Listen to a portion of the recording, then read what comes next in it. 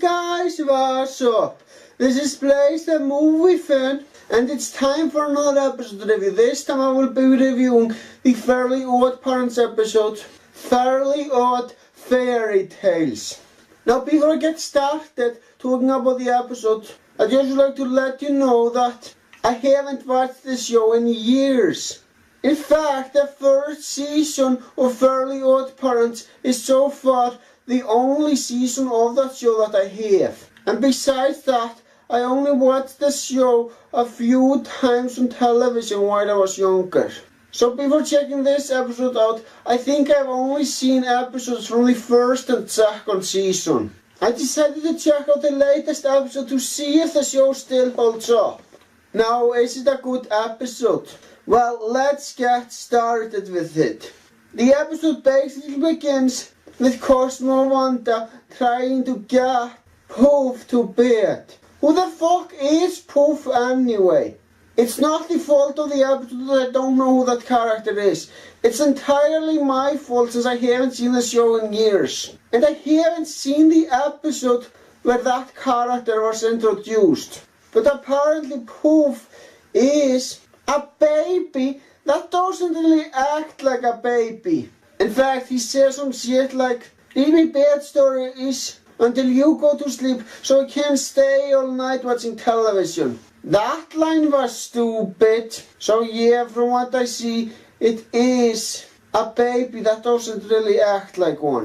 But anyway, meanwhile, Timmy Turner is reading a comic called Burp Boy and Fart Man. That's a fucking stupid title for a comic, and it's not even funny.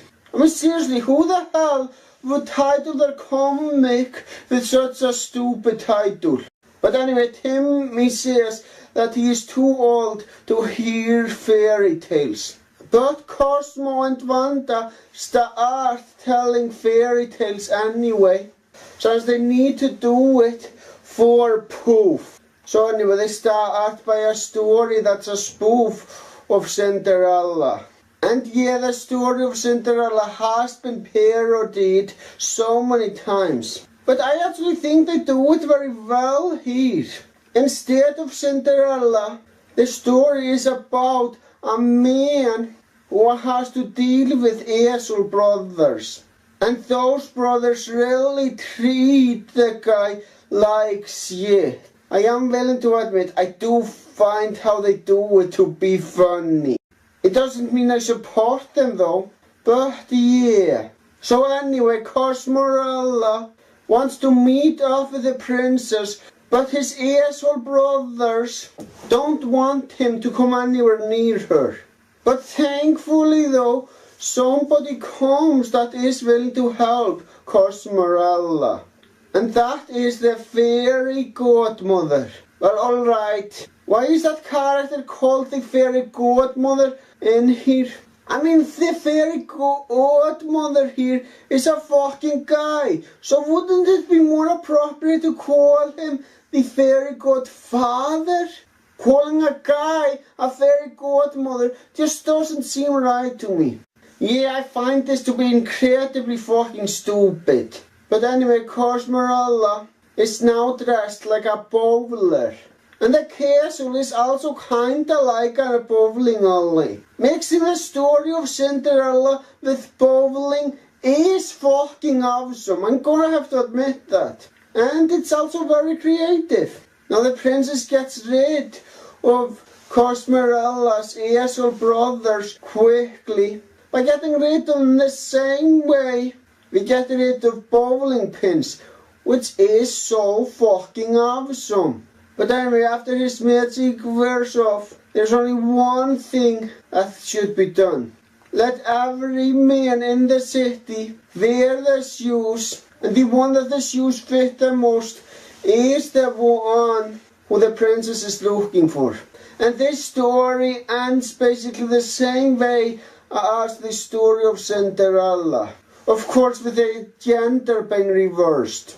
I'm gonna have to admit, that parody of the Cinderella story is fucking awesome. It really is. I had a lot of fun with it. But there are more parodies in this episode of popular fairy tales. Next coming up is a parody of the tale of the three pigs. Except this time it's more creative. One of the people has a house made out of hot scissors, one has a house made out of tennis balls, and one has a house made out of steel with high security. And holy shit, that is so fucking awesome. But anyway, a villain who is a spoof of the bad wolf threatens to blow away the houses. But with a tennis ball house, he realizes that he can just take the tennis ball away and be done with it. Yeah, making a house entirely of tennis balls is fucking stupid. And by fucking stupid, I mean stupid in a funny way. I just found that to be very funny. Anyway, the owner of the house, made out of hot scissors, gets burned in his tongue so he can't taste anything anymore. That does fucking suck, and I feel bad for the poor guy. But thankfully though, a similar thing happens to the villain when he blows up the hot scissors house, and a lot of it gets on him. Now the steel house is the fucking best one. Because even though the villain manages to destroy the house, it rebuilds itself in a fucking millisecond. That is so fucking awesome. But he tries to send that steel house to space. Why does he want to blow up those houses, by the way? Well, it's because he wants to open a cheeseburger restaurant. Which is a fucking creative plan, I must admit. But anyway, he can't send the steel house far into space. Because it falls down and destroys the fucking cheeseburger restaurant. That truly is awesome. To be entirely honest, I don't have anything else to say about this story. It's fucking awesome and I like it a lot. But as it turns out, Poof has finally fallen asleep. But Timmy is now interested in hearing more stories, despite the fact that he claimed to be too old for them. Yeah, the reason why he wants to hear more is because he does think that the stories are fucking awesome. And more than just average fairy tales. And you know what? I totally agree with him.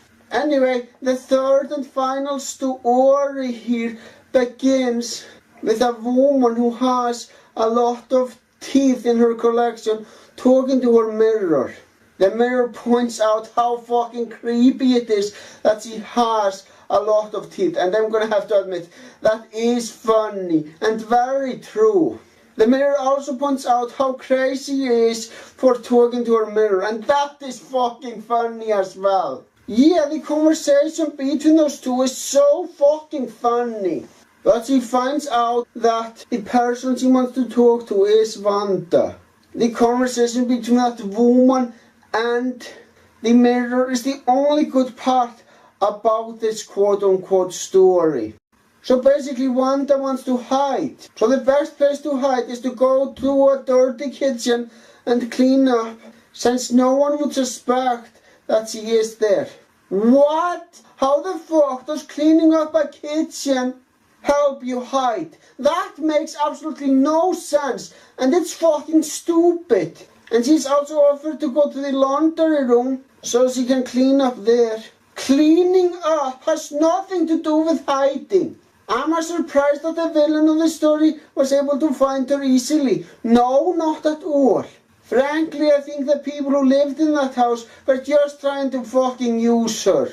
But despite that, she still trusts them. What the fuck? But anyway, after the villain gives Wanda a poisonous apple, she faints, but not for long.